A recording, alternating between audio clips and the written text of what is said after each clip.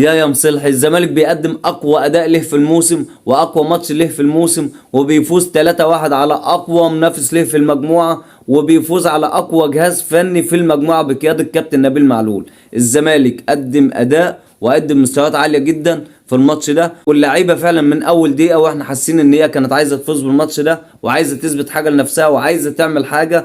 فعلا اللعيبه قدمت اداء ومستويات عاليه جدا، كل اللعيبه بدون اي استثناء، وخاصة ممكن نقول زيزو وممكن نقول سيف. زيزو قدم ماتش عالمي، اسيست الهدف الاول لزيزو هو ده الهدف، شوف الاسيست عامل ازاي، فعلا وداه عالم تاني. ولكن احنا عايزين نتكلم في نقطة، ان الزمالك اللعيبة تنسى الماتش ده كأن الماتش ده ما اتلعبش وتخليها في ماتش شباب بلوزداد. كل الموضوع انت طلعت من الماتش ده بنقط ايجابية، سجلت 3 اهداف بعد ما كنت سجلت ولا هدف.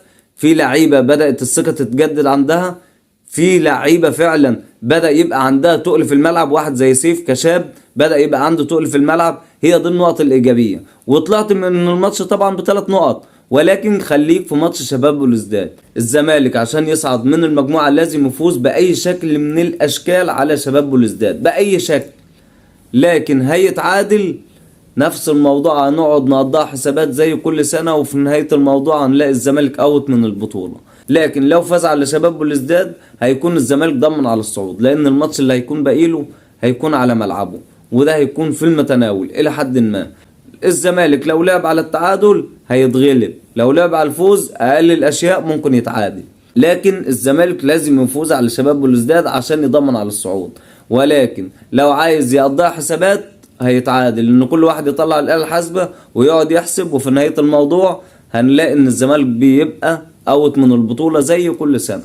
سيبك من ان انا ما بلعبش على ملعبي وبلعب على ملعبي والشغل ده، لان ماتش شباب بلوزداد هيكون في ملعب شباب بلوزداد، هيكون ماتش صعب جدا. ولكن سيبك بقى من موضوع الملعب والكلام ده، العب ال90 دقيقة بتاعتك، قد ال90 دقيقة، قدم كل حاجة عندك في ال90 دقيقة. الماتش ده اللي هيفوز بيه هو اللي هيصعد، والله كسبت صعدت، ما كسبتش واتغلبت خلاص كده بقى تعالى وقضيها بقى ايه في ال7 ولا في ال8 تحت غزل المحلة وتحت أسوان والشغل ده.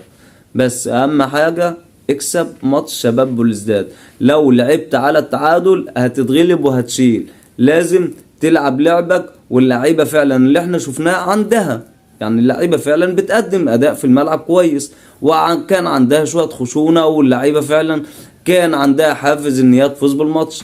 العب نفس الاداء اللي انت عملته في الماتش ده، بس مش مطلوب منك زيادة عن كده. وسيبك بقى من حتة ان انا بلعب على ملعبي وان انا ما بلعبش على ملعبي والشغل ده، لا ده انا بلعب على ملعب شباب بلوزداد. سيبك من القصة دي كلها خالص، عادي. اغلب الاندية الايام دي ما فيش حد بقى بيسأل. الملكي فاز على الليفر 5-2 وكان ما بيلعبش على ملعبه، وكان بيلعب على الانفيلد، عادي. ايه المشكلة؟ وما يكونش عندك حالة لا مبالاة، لا العب لازم تكسب لازم تفوز، ما تكونش بقى داخل ان انا لا عادي بقى كل واحد. لا، لو قلت كل واحد هتشيل وهتتغلب.